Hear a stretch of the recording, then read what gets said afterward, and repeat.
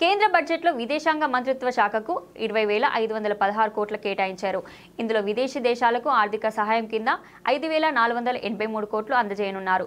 గత ఏడాది సవరించిన 5,806 కోట్ల అంచనాల కంటే కొంచెం తక్కువే.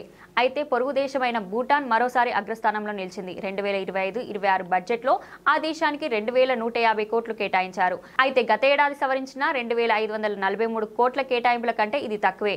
అయినప్పటికీ భారత్ కీలక అభివృద్ధి స్వామిగా భూటాన్ నిలిచింది. ఈ దేశంలో మౌలిక సదుపాయాలు, జల విద్యుత్ ప్రాజెక్టులు, ఆర్థిక సహకారం కోసం ఈ నిధులు వేచిస్తారు. కాగా దౌత్య సంబంధాల పునరుద్ధరణ నేపథ్యంలో మాల్దీవులకు బడ్జెట్ కేటాయింపులు పెరిగాయి. గత బడ్జెట్లో 470 కోట్ల సహాయాన్ని అందజేయగా ఈ ఆర్థిక సంవత్సరం 600 కోట్లకు ఇది పెరిగింది. గతం కంటే 28% అధిక నిధులను ఈ బడ్జెట్లో కేటాయించారు. అయితే 700 కోట్ల ఆర్థిక సహాయంతో నేపాల్ 2వ స్థానంలో ఉండగా 600 కోట్లతో మాల్దీవులు 3వ స్థానంలో ఉంది. మరోవైపు మారిషస్ కు ఈసారి కోత పడింది. గత బడ్జెట్లో 576 కోట్లు అందుకోగా ఈసారి ఆర్థిక సహాయం 500 కోట్లకు తగ్గింది. మయన్మార్ కు కూడా 400 కోట్ల నుంచి 350 కోట్లకు నిధులు తగ్గాయి. శ్రీలంకకు 300 కోట్లు, బంగ్లాదేశ్ కి 120 కోట్లు కేటాయింపులో ఎలాంటి మార్పు లేదు. కాగా తాలిబాన్ పాలనలో ఉన్న ఆఫ్ఘనిస్తాన్ కు గత సంవత్సరం 50 కోట్లు ఆర్థిక సహాయాన్ని భారత్ అందజేసింది.